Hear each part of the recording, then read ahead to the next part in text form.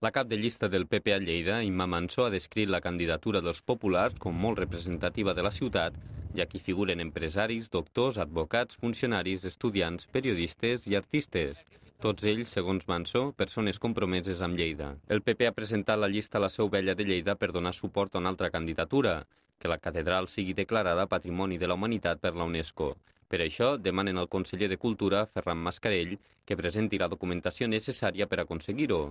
Aquest reconeixement és necessari, segons Mansó, per motius sentimentals, ja que Lleida se la reconeix per la Seu Vella, i per motius econòmics. Perquè amb aquesta candidatura volem recolzar una altra candidatura, que és la candidatura de la Seu Vella com Patrimoni de la Humanitat ante la UNESCO. Un costat, un motiu sentimental, que sé que tenen tots els lleidatans, i nosaltres, com Partit Popular, tenim que representar aquests lleidatans, i després també per un motiu econòmic, perquè crec que turísticament és molt important que el Turó de la Seu Vella sigui declarat Monument de la Humanitat per la UNESCO. Pel PP, que la Seu Vella fos declarada Patrimoni de la Humanitat per la UNESCO seria molt important a nivell turístic, ja que potenciaria l'aeroport i doblaria el nombre de persones que actualment visiten la Seu Vella, tal com va passar amb les esglésies romàniques de Boí. Aquest conjunt va passar de 60.000 visitants l'any a 160.000 en ser declarat Patrimoni de la Humanitat.